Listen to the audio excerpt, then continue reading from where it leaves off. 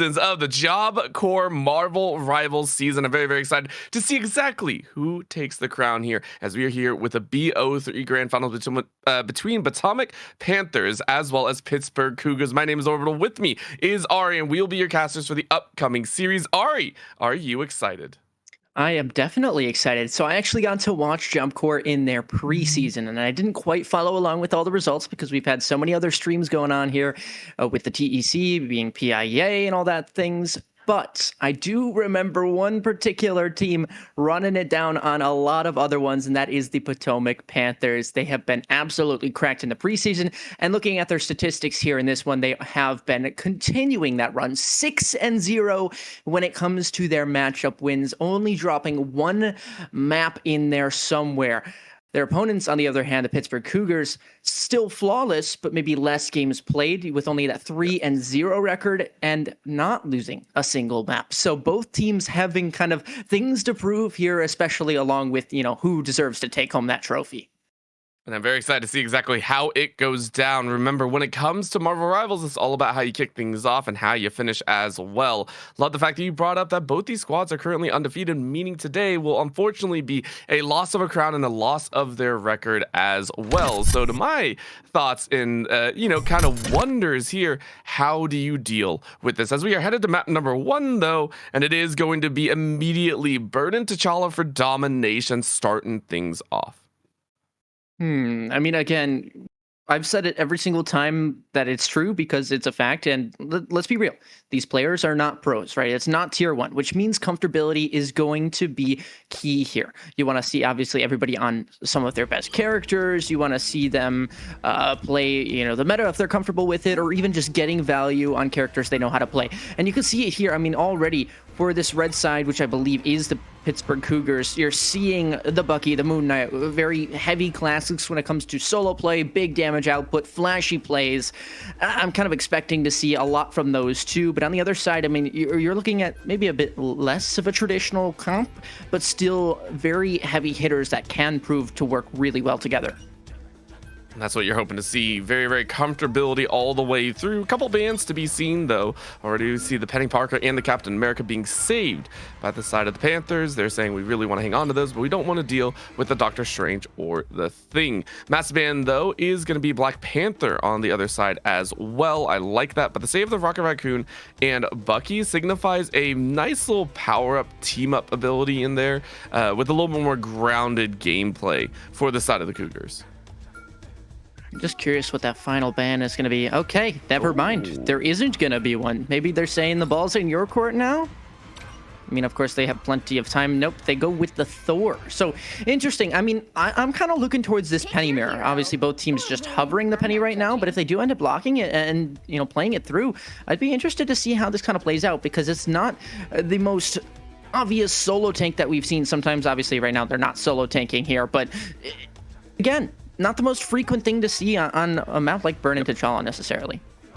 Yeah, I'd agree with that one. It's a lot of space taking, but it doesn't really grant strong opportunities to actually take a fight specifically. And that's maybe where the Captain America comes in. We know and watch a lot of Captain Americas that are able to activate and create space for the team to follow up behind. At the same time, you're taking some of the higher DPS ranges, in my opinion. You got the Storm and Iron Man. These are two really nice flight patterns that you can play in a vertical style, which does take away on the other side. If you saw that Bucky in there, you're saying, okay, they might play a little bit more low ground. You get that high ground action. You're able to fly around and deal with it. Potomac Panthers have a very nice idea set out.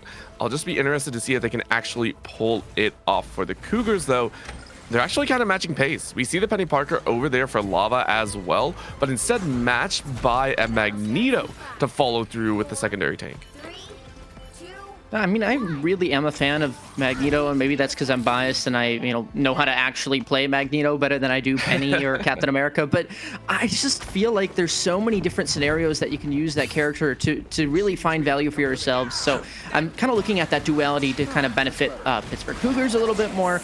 But of course, I mean, Potomac Panthers, maybe they're cooking up stuff. Either way, they're going to drop one starting into this fight, a costly pick to really get themselves started.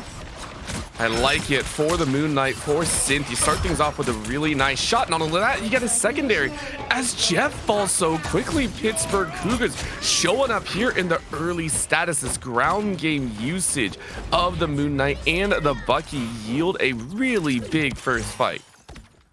And I'm questioning, are you going to see those flyers start to swap off knowing, oh, okay, great pick, skill pick. But I was going to say, the flyers, seeing that Bucky the Moon Knight, maybe you start to swap off, or maybe you have to adjust your game plan. It seems like they are going to stick with it. But now, obviously, they have to be a lot more careful because we know that if you get caught in the wrong direction, a Bucky hook is going to bring you right on in, and you are going to be regretting every decision you made in the past 3 seconds. I also feel there's not that much headway to actually fly around, so you're really banking on that Captain America to get in the front lines and help you out. Great blind to come on out as Potomac Panthers are kind of forced into a position of, we can't really fight this. The defense from the Cougars is really, really solid. The setup with the Penny Bunker is winning it out as, again, King Vortex goes down. That is going to be where Spore sending things off, not even with the reset and set, just straight up free fire. The revolver sounding out and giving way for the Cougars to win the secondary team fight. And already those ults farmed on up, and a big stagger should be the case here. Yep, there you go. So already cracking impact, the hand of Khonshu as well. And you have to assume that this is just at least one fight secured in one, especially with a great hook popped up like that. Denying away the tank so early on is a pain. It slows them down even further. Keep in mind, Synth is on the side, making sure to have the opportunity. The hands are out, and there he stole the show. Eden tries to get in as well, but the Cloak and Dagger can only do so much when you've already lost so many. The Cougars have stepped up in a big way and shown their own. Yet again, denial of the Panthers as Panthers can't find a way in.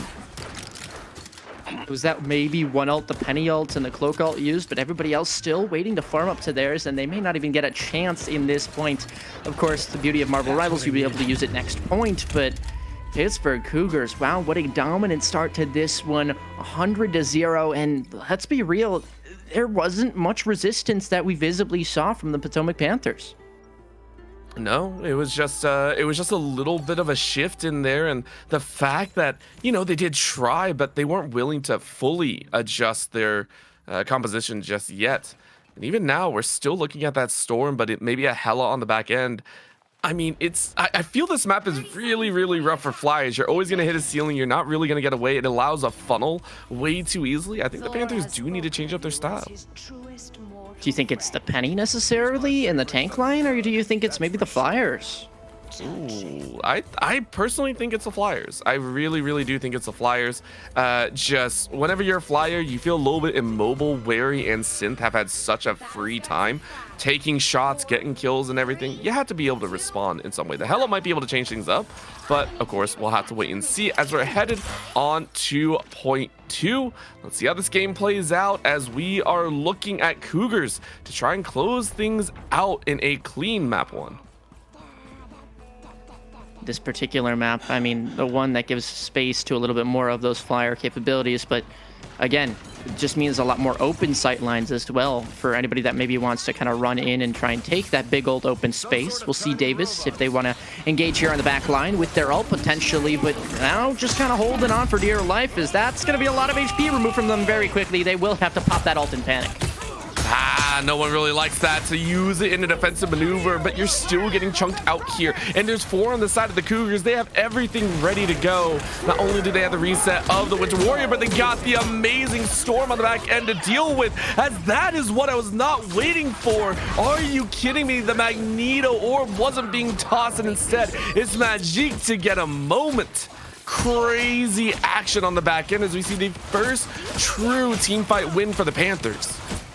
Ironically, though, Pittsburgh Cougars still salvaging the situation. They have got a decent amount of numbers here. If they can try and snag one more pick, not get too far staggered, they can transition this back in. So be careful about how far you overextend here, because it could cost you your lives potentially. And there you go, King Vortex again falling earlier into these fights. And thank God you didn't fall down there, because that would have been a few too many mines to your face. You see that hand of Khonshu ready to be ripped here, and it seems like a good one potentially to be popped in a few moments.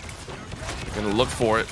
Right now, they're just posturing on the top side, but a nice little rope by the Penny. Parker says, no, you're going to have to find a suboptimal angle with the Moon Knight wrapped up as well. Davis was able to run on in and snag a kill onto the Invisible Woman. So Cougars lose out on one of their supports. Savito's going to throw down the ult, try and use that Rocket Raccoon to keep everyone topped up a little bit. And it's working for the moment. But out comes that Cloak and Dagger Eden, making it difficult. And the timing continues to go up. Panthers are holding on to this point 2 right now, but Synth is still able to find one. Pays with their life though, as it's all Potomac. Panthers, Unknown swap into the Scarlet Witch and made it difficult for the Cougars. A great fight win for the Panthers as they're hanging on. I don't even know how they're hanging on. It feels like there's nobody on the point, and there's everyone for Pittsburgh Cougars, and they're still not taking this advantage that they have. Maybe there's something they see that they're just not comfortable going into. Maybe it is that Scarlet Witch with the ult, if they've been ult tracking properly, but Pittsburgh Cougars, I mean, you have 4 ults. You don't want to use them all here because then you're going to be outnumbered for the next one. Do they try and take the L here and maybe just,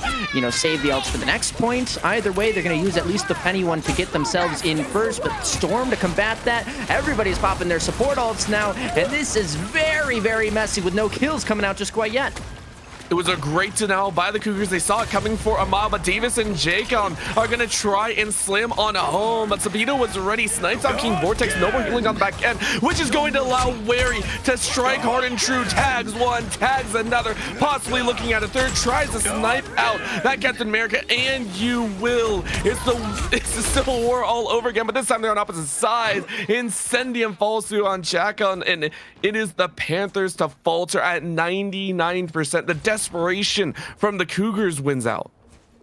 You know, I both love and hate this map for a reason, and that's because you can't figure out which spawn is yours. Sometimes maybe that's just me being bad at the game, but like sometimes I'm like, wait, which side is my spawn? Which side is theirs? Because you wrap around that circle so many times, you kind of get lost. And you're like, well, which way do I need to posture myself to make sure that things aren't, you know, gonna be shooting me in the back, whether that is, you know, a tank running into the back line like Davis right now. You can see them pushed up very aggressively, but now when they have to recall, they might get lost. Unknown going to be the punished one first here in this one, though. And that hurts. That's one of your main DPS. Unknown has been doing such great work. Manjika's so far away from the ult, allowing Wary to knock you down, and now the supports have nothing to play with. Strategist nommed up, though, as this is going to be a Devour being brought out, but down goes King Vortex, and the Cougars are picking off the Panthers one by one by one.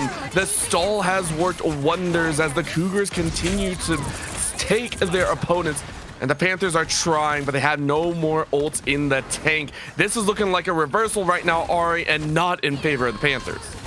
Eden's Tarot just used their first ult, and Unknown a second one. That one canceled on out. I feel like they should have cut their losses at some point, gone for a regroup, but instead you lose 2 ultimates now. And not only does this mean you potentially lose the point, but the map as well. A Kraken impact online, and it feels like it's going to be all but over for them if they cannot make up for this deficit. The somehow that comeback that needs to be made, it's just not going to happen. Where is this touch? Nowhere in sight. Pittsburgh Cougars take map 1. From 0 to hero on that round 2. Solid work from the Pittsburgh Cougars. It was looking bad. We have to give credit to the Panthers. Their DPS, their duelists showed up in a big way in the early start. We saw Unknown. We saw the Storm come out with some power, but it really was Wary. Wary Spore showed up 25 in the bank. And that's why it was saved the entire time. I almost expect this pick to be banned away next time. You know what's nuts? The fact that Lava Dragon didn't even go down a single time that map. Crazy. I don't like... If I'm on Penny, I'm running in there and I'm definitely getting punished for it. So I gotta give props to you. You're playing a better Penny than I could do for sure. But that just goes to show you as well the caliber for these teams. Even though it was 100 to 99, a Penny still lived throughout the entire map. Is that baiting? I guess you could say that, but at the same time, they're realizing, hey, there's no point for me to throw away my life in lost fights, right? If I can back up, not feed the ult charge, you're going to see them in a much better position, and they postured up correctly. They did what Potomac unfortunately could not, and they end up winning that first map, just one more, separating themselves from that grand championship title. And honestly, I think it was because of their team coordination, their ability to say, hey, don't stray too far from the battle zone. As soon as we saw that defense taken over, it felt like they were in control from there. You really saw them hunker down. They were able to defend so cleanly. It was on the offensive that they actually struggled a little bit. When they got caught off guard by the Panthers, the Cougars actually struggled a bit to get the point back. It's why we saw it went to 199. So I do wonder if for the Panthers, we actually get to see them try and bounce back. In that regard, they recognize that, yes, we're going to like a convoy or a convergence. If we get off to a strong start, there's a chance we lock down the Cougars, who maybe haven't really been tested in that regard, fighting from behind. We talked about the squad. The Pittsburgh Cougars haven't lost a single game. They're really, really good about that. Yeah, I mean, I think it comes down to when you're talking about the types of different maps, domination, it feels like the Pittsburgh Cougars have under a T, like it feels like they know exactly how to approach it, things like that. But my mind kind of goes to if the Potomac Panthers can start to snowball fights, turning one into another, which we're going to see most likely is the successful case for them on a convoy or convergence, because that's what they'll have to do. I think that's going to benefit them a lot more than what we'd expect. And I feel like that is going to be one of their keys, is just keep on going with that momentum, because you saw that they would not give up on a fight, which in domination maybe isn't as good, but on convoy or convergence, now we're talking those 2 meters, that 1 inch could make all the difference in a map like this with a quality game of this caliber. I would agree on that one. It's all about the inches, and it's all about making movements across the base. And now I'm very curious because we saw Brendan T'Challa, which I think is one of the not most sought after domination maps. I wonder if I can't remember if for Job Corps, if all the maps are actually lined out for a lot of these players beforehand. I know some leagues run it just to kind of keep things moving and to give a fair ground to all the teams, which I actually kind of like behind it.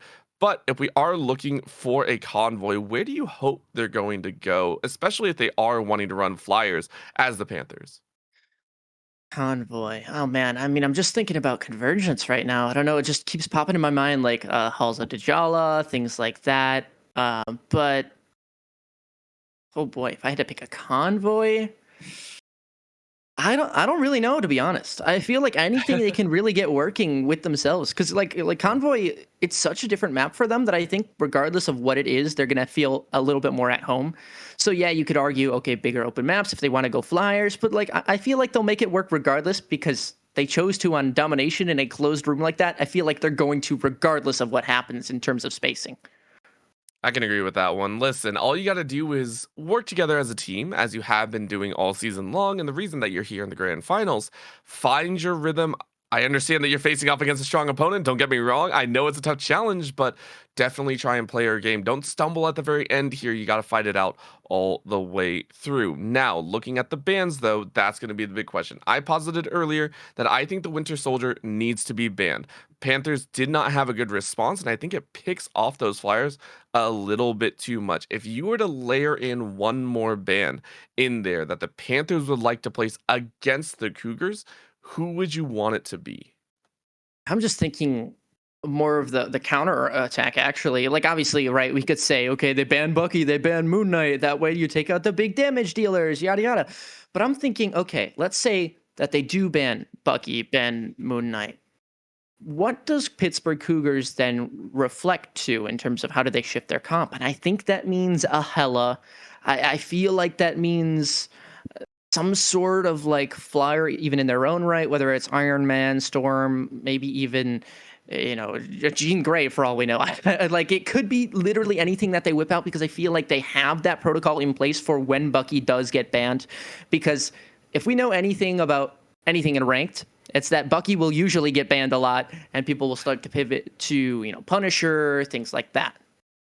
Yeah, I would agree with that one. And looking on the other side for the Panthers, what do you think they're actually worried about? Because I feel like they did really well overall. Maybe a surprise on the Storm ban might be appropriate, but I really do feel they got away with everything that they could possibly want. They're not worried about the play. I mean, I think they're good, right? I think you maybe go for some like decoy bans or saves, something like that, where, if you want to replicate the same kind of comp, go for it, but you have to assume they're going to kind of insta-ban that. That's why I want you to have your secondary players saved, so that you can get that plan going, even if wrenches thrown in your plans, something of that sort. Obviously, you see similar hovers to what we saw before, but yeah, the bans, they're going to come straight out. The Bucky's going to be out of the picture before we can even blink. We'll see if that happens. As right now, immediate.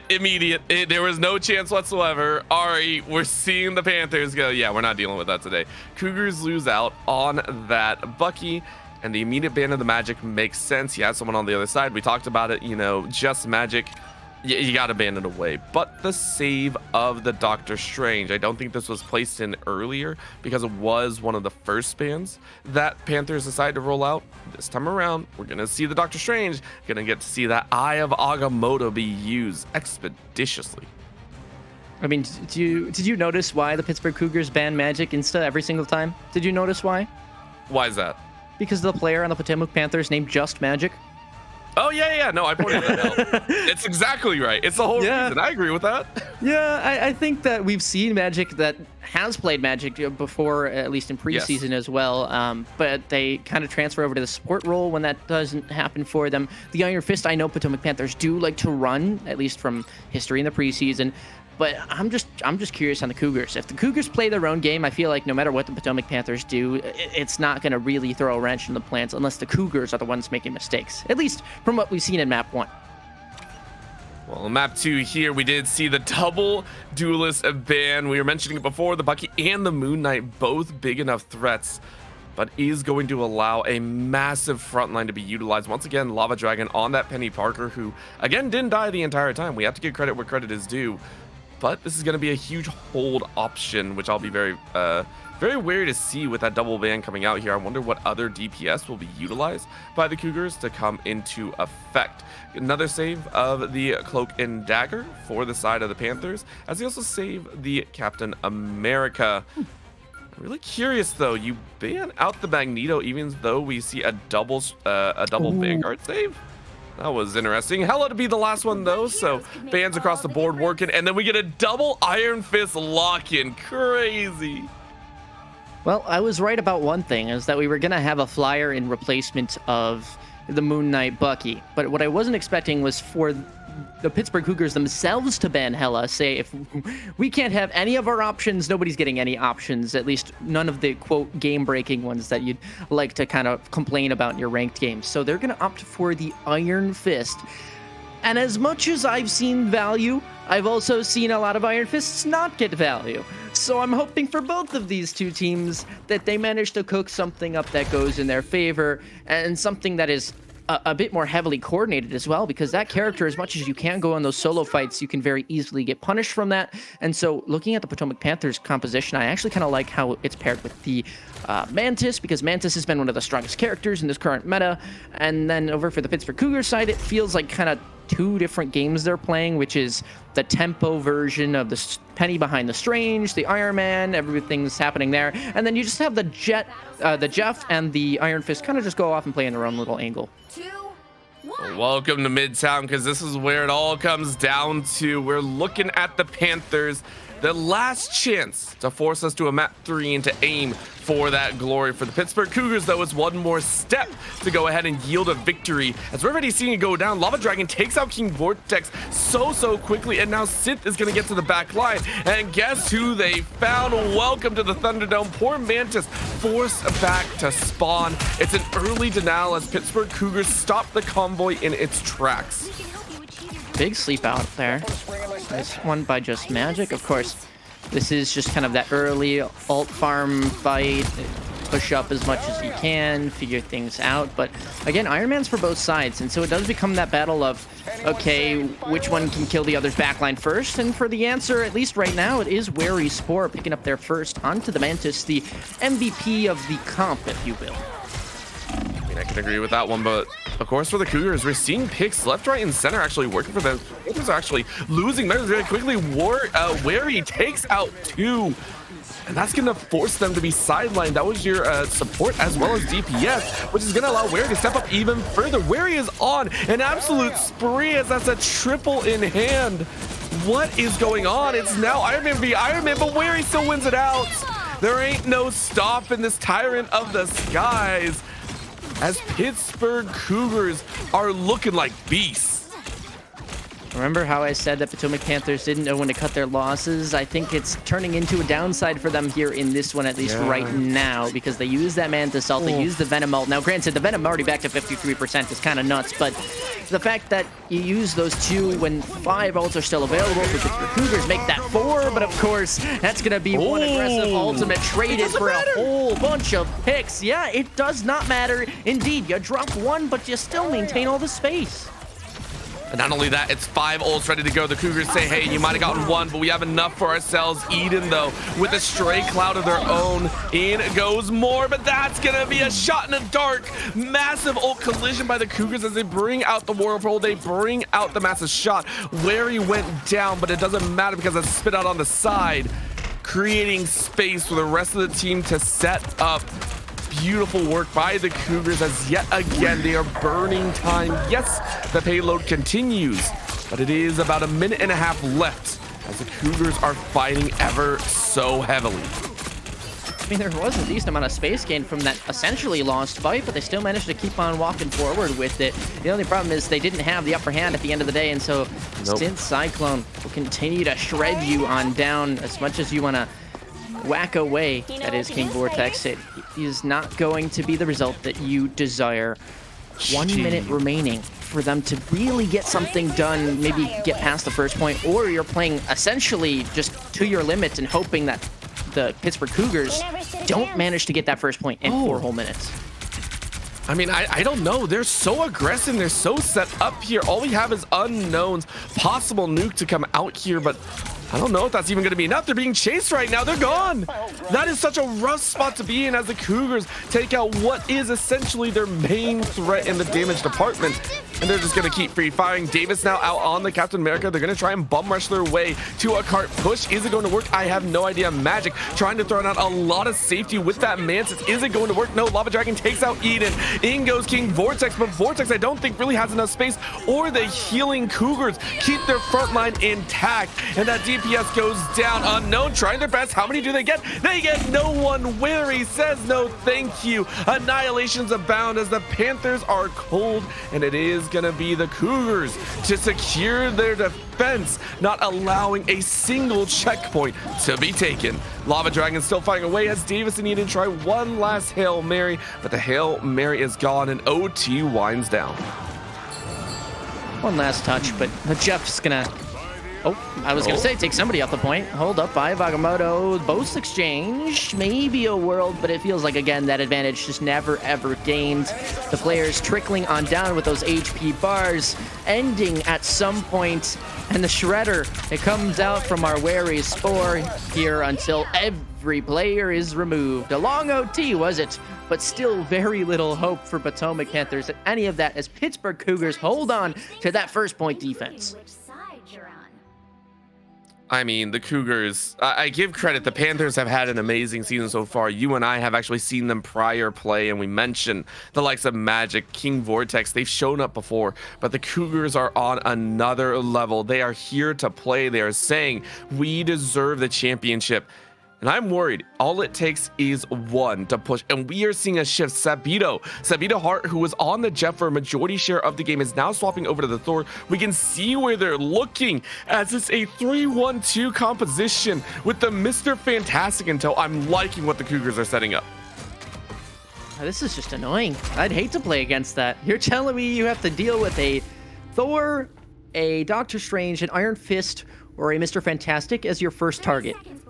No thanks. Otherwise, if I see that, I'm going to a dive character. I'm trying to jump on that backline, and that's not even easy either. Okay, things starting to change up. Maybe are they just having fun? Are they considering that? Either way, Potomac Panthers on the other side, I mean, going for the Punisher, the Mantis, they're trying to do high damage volume, leaving their thing the main of the point and just hoping to stay aligned for as long as possible. And that's what it appears their game plan is, along with this turret from Davis, who, by the way, has swapped roles off of that Venom. Let's see if it works right now. It's do or die moment. The turret is out in full force, firing away. And it looks like it's holding him steady, at least for the current moment. King Vortex, though, on that blade, trying their best to do damage and trying to go for a flank angle. keeping topped up by Magic as well as Eden. Will it be enough? Two sides though finds King Vortex, who stepped up a little bit too far, and Pittsburgh Cougars are starting to battle their way out of the spawn. All it took was a moment as their DPS, their fire focus is too dang strong. Next is going to be Penny Parker as Sabito says this is how you play the Scarlet Witch, and it's almost an annihilation of the Panthers as on the Cougars push. There's maybe one fight here if you can get regroups. But again, you don't want to get picked off early, King Vortex. Don't run in there. Don't do it. I can see the thoughts. They're intrusive, I know, but don't do it. Wait for the rest of your team. Hopefully they can group up, maybe farm up one ult. But even then, just not even a chance given to Vortex. No, you had to do something to stop it because the payload's almost done. 1.57 meters. They are in desperation mode and they're stepping right on all the trips. But the Panthers have slowly forced their way in. 4 on point. Will it be enough? Davis gets 1 kill, but Eden falls as well. Wary knocks out 2 more. Sabito claims 3rd, and it's going to be the Cougars who slam their way. Mr. Fantastic brings a fantastic victory as that's GG for the Pittsburgh Cougars, who are your grand final champions. What a game. I mean, Pittsburgh Cougars, they showed an absolute domination, a display of how exactly you want to play these games. They said grand finals, yeah, that's okay. We will come in here as strong as ever, and we will take things down. Did we have a death on the Lava Dragon? Yes, we did. Okay, so they didn't escape scot-free the entire series. But yeah, Pittsburgh Cougars, I mean, one of the most established wins we've seen in a long time. And let's not, talk down on Potomac Panthers. They really did give it a nice throw at it. It's just that it wasn't quite everything that we would have expected from them normally. Usually they do secure a few fights. They usually are a little bit more diligent with their ultimates. And so when you make those mistakes, you're not as consistent. That's what kind of happens. A team like the Pittsburgh Cougars can pick you off, grab a free pick, and then turn that into a snowball and a fight win. At the same time, you gotta understand, you're in the grand finals, you know a squad is gonna be strong, and even the Pittsburgh Cougars are saying GG's in the chat. Ari, that is one way to cap off your season, undefeated in series, undefeated in games, and a crown atop your head. I loved every single moment of it. And I think I already know who I would give MVP to, but if you had to pick someone from the Cougars side, who would it be? Oh, man, you know what?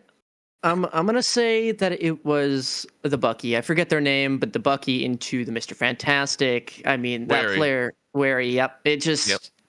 They did it all. There's not much more you can ask from them. When they had to shoot down the Flyers, they did. When they were having fun in the second map attack, they were having fun. And then on that defensive side, the Iron Man, I mean, really just took down so many things. They had the positioning so great. It felt like very even rarely got kind of punished for their positioning. The only time that I saw a notable one was when they were trading 1-for-1 with their ults and the lives of the Cloak and Dagger on the enemy side. Not much that you can nitpick there.